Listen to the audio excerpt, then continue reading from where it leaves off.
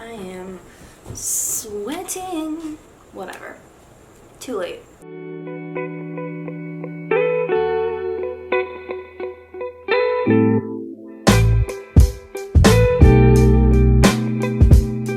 Hey everyone, what's up? Mariana here. Thanks for coming back to my channel, or if you're new, welcome. I am very excited for this video because, long story short, I put a whole bag of jelly beans up my ass. In all seriousness, I have really turned into that meme of that books are now my personality and I'm going to make it everyone's problem. Honestly, not that sorry about it. But honestly, if you're new to my channel, I talk a lot about how in this last year, due to quarantine, I have become so much more invested in reading and, keeping up on my reading and trying different genres and different authors, different forms of writing. I just ultimately have become very, very obsessed with it. Also have become very, very obsessed with BookTube and book TikTok. All I do, all day, every day, is just watch it constantly on repeat. It's borderline unhealthy. And to make matters worse, I really want to be part of it. Basically, this is my audition to be on BookTube. This is it. Take it or leave it. Anyways, as you can tell by the title, this is going to be a TBR for February and March. For my book nerd, BookTube people, you know what this is. If you don't know what that is, that's okay. I will explain it real quick. TBR stands for to be read. So I will be talking about all of the books that I want to read for the month of February and March. I'm not going to go into crazy detail. I'm just going to talk about them. I'm going to try my best not to ramble. Listen, I'm a water sign. It's kind of in my nature. But I'm going to share the books that I want to read, maybe a quick reason why I want to read them. I'm really feeling like this could be a trend for me. Every 2 months checking in and doing a TBR. What do we think? I'm going to take that as a yes. Anyways, if you're interested in me talking about what books that I want to read, keep watching. Now, if you've watched any of my videos, you know the drill. Disclaimer time, here we go. I will say this in every single video until I get a proper microphone, which maybe never. But yeah, I don't have one. There may be weird noises in the background. I'm filming by the street. Also, if you hear a lovely hissing or mild cat dying noise, that's just my radiator. I will try my best to film around that. No guarantees though. Second disclaimer I do want to say is, listen, if you're like me and you're doing a TBR, just remind yourself that if you don't accomplish it, you don't finish the tasks that you're setting for yourself, it's not the end of the world. I mean, definitely try to set ones that are kind of more realistic, but even then, if you don't finish them, it's not the end of the world. Don't beat yourself up on it. Okay, so I guess I should start with the book that I'm currently reading, and that is People Like Her. This was one of my Book of the Month books, and I'm not gonna lie, I'm halfway through, and I don't know how I feel about it yet. Primarily that I am only halfway through, and I started this 4 days ago. Because here's the thing, I am not a fast reader, but when I like something, I don't put the book down, period. I will read it for hours and hours in the day, and I don't really feel that with this one. It's all about kind of social media and how it's all fake and all this stuff, and I think there's supposed to be kind of a thriller aspect to it, but I just haven't really caught on to that yet. I'm not gonna give up though. I am halfway through, so there's no point in giving up, but definitely, I don't know. But the more important books that I want to read for February have a very specific theme around them. If you don't know, which is kind of concerning if you don't, but February is Black History Month. But first things first, do I think it's great that we highlight Black History Month in February? Yes. However, that should also be highlighted every single day. Also, yes. And I want to make this point too, in that if you're someone like myself who's trying to integrate more Black literature and work written by Black authors in this month, I think that's great. but please don't stop at this month. I'm not going to, and I really highly recommend that you don't either. Please continue to read Black stories, books on how to be the best ally, being anti-racist, Black literature, Black authors, throughout the year and your life, really, in retrospect. Never give up on that. Keep reading that. So the 3 books that are within this theme that I want to really highlight for this month are I Am No Longer Talking to White People About Race, James Baldwin, If Beale Street Could Talk, as well as James Baldwin's Giovanni's Room. So for the first book, this one, I am very interested in reading this because, one, I have been trying to read more books about racism and how to be anti-racist and be an ally and just continually educate myself, which I think is very important to do, especially if you are a white individual. But I'm also very interested in this because the author is British. Here's my thought process. As an American, obviously I think it's important to read about the experience of being a Black individual in America. But I think it's also equally as important to make sure that you're reading about BIPOC and racism across the world, because that's the thing. Unfortunately, racism doesn't just happen in America. It happens all across the world. So I'm very interested to see her perspective as a Black female individual while living in Britain, and how that has shaped her and affected her. And there's even a blurb on the back of the book that says that the book that transformed the conversation both in Britain and around the world. I really am very excited to read this. I have heard so many positive things about this from the other books that I've read that are about kind of being anti-racist and an ally. Reference this book a lot, so I'm very, very excited to dive into this and kind of open my mind and really educate myself and learn. I'm going to make an effort to take notes and annotate and really, really just absorb as much information as I can, because it really is important to. The next 2 books are both by James Baldwin. James Baldwin is, if not one of the most, definitely top 5 most prominent Black authors. He was revolutionary for his time. He was so outspoken, such an amazing activist. He still is an emblem for activism, specifically with Black Lives Matter. He has done just so much, and specifically it's been shown a lot through his work, his literature that he's written. I've decided to pick 2 of his novels, one that's kind of more well-known and one that has another connection to it that I really enjoy.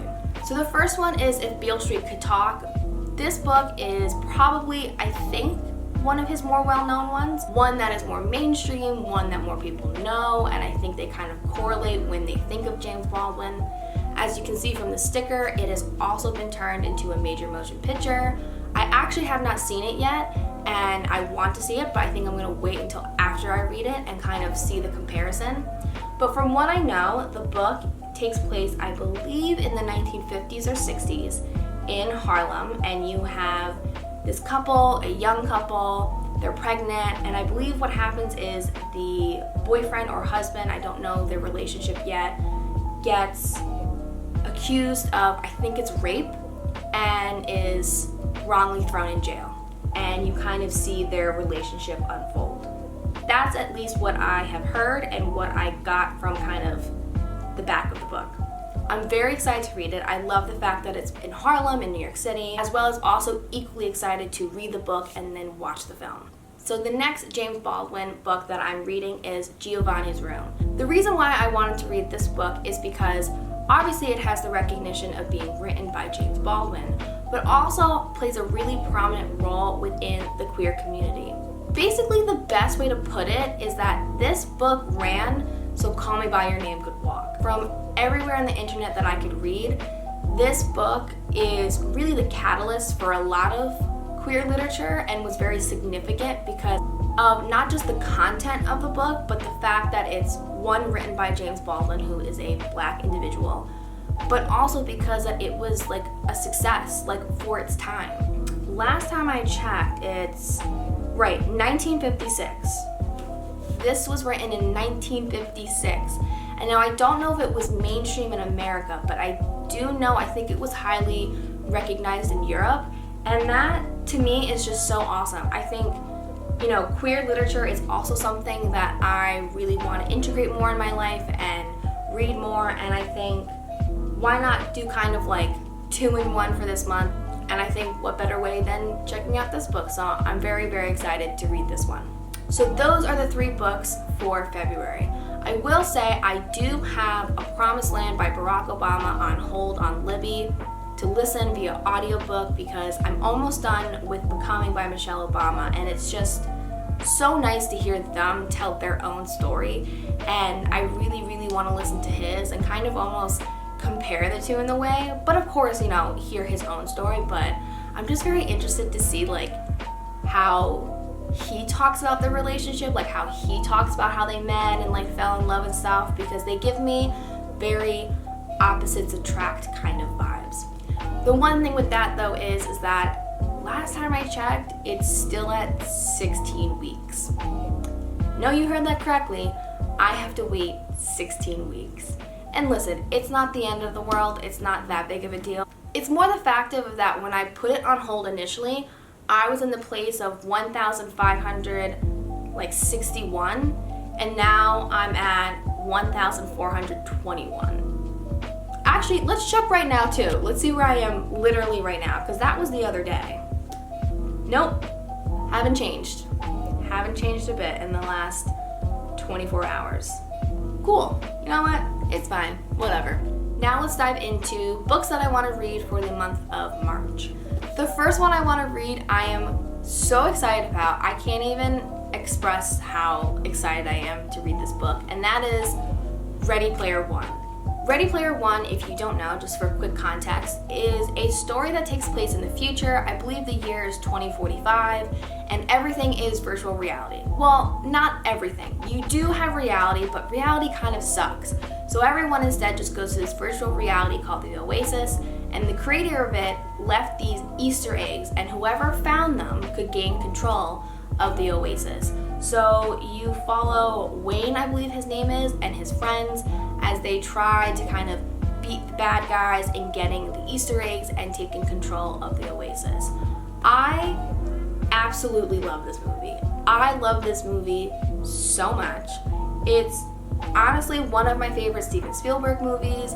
I also will admit I am a massive ass fan of Ben Mendelsohn, so I think he's great in it. And overall, it's just a really fun experience, and I love all the pop culture references, and I think, you know, it talks about virtual reality, but I think in a way it can really be easily applied to social media today, and that so many people rather live in the world of their Instagram than in reality. So I think it's a great book to read in that sense. I have been dying to read this book for a while now, but I wanted to make sure that I had like a good chunk of time to really enjoy it.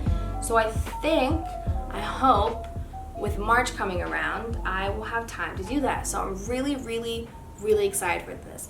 I also have seen that Ernest Cline has come out with Ready Player 2. I will also say I know that people have not given it good reviews, but we will see. We're not going to jump to any conclusions yet. Let me first get through this one, and then maybe we'll get through that one. But this is the first book for March. Now, if you didn't see my video for my January favorites, I talked about one book that kind of was a nice refresher for me in understanding that YA or young adult novels are just as great and I should read, honestly, more of them. And so that leads to this book. This book is called We Were Liars. I have heard so much about this book, while also surprisingly knowing absolutely nothing about this book. Because here's the thing. All I know is that it's a young adult novel, it's very popular, it's very well received, and there's basically just a giant twist at the end that like messes with people. So, sounds good enough for me. I am literally hooked just from that. On the back it says, if anyone asks you how it ends, just lie. We are Sinclairs. We live at least in the summertime on a private island off the coast of Massachusetts. Perhaps that is all you need to know, except that some of us are liars. What the hell? I don't know. I'm very interested in this. I am so excited. I first heard about this through the YouTuber Ava Jules. She had read it and loved it, and I was like, you know what? I'm gonna try it. Why not? let's see. I love a good drama with a twist at the end. This is right up my alley, so I'm very, very excited to check this out. Now, the last book that I have for March and overall for this video is Little Weirds by Jenny Slate. Jenny Slate is one of my all-time favorite comedians and just actors in general. If you've never seen The Obvious Child, which she stars in, I really highly recommend it. It's one of my all-time favorite movies. It does touch upon abortion, so if that's like a sensitive topic to you, maybe not, but they do kind of take it in a more humorous kind of way and in a more sentimental kind of way. It really is a great movie. I feel like I'm not selling it well, but it is a great movie. And when I heard that she had written a book of like poems and prose and short stories, I thought, wow, that's really, really cool. You know, and I know a lot of times like celebrities do that and it doesn't really come off that great. Gabby Hanna looking at you. But here's the thing. I grabbed it and was like, you know what? Screw it. We're gonna take a chance. When I went to go check out, the guy was like, oh my gosh, this is so good. He's like, I love Jenny Slate and this was so good. So that gives me hope that this is gonna be really good. I also really want to dive into this because I love poetry and I don't feel like I read enough of it. And I definitely don't read enough short stories either. So I'm really interested to kind of dive into that, integrate that more into my reading list. And I don't know, I'm just really interested to hear what she has to say and what she has to talk about. Because everything else that she says, I think is really funny. So we'll see if it continues with this book. Okay, so that is it for this video. That is all the books that I'm hopefully gonna try to read for the month of February and March. As I've stated before, if I don't complete this or you don't complete your own TBR list for the next couple months, don't beat yourself up about it. It's okay, we all are trying our best. I will leave all the titles of the books down below. Please leave a comment down below if you yourself are doing kind of like a TBR or like a set list. I would love to hear what other people are reading. But that's it for this video. Thank you so much for watching. I will catch you on my next one. Don't forget to like and subscribe, and I will see you guys soon. Bye!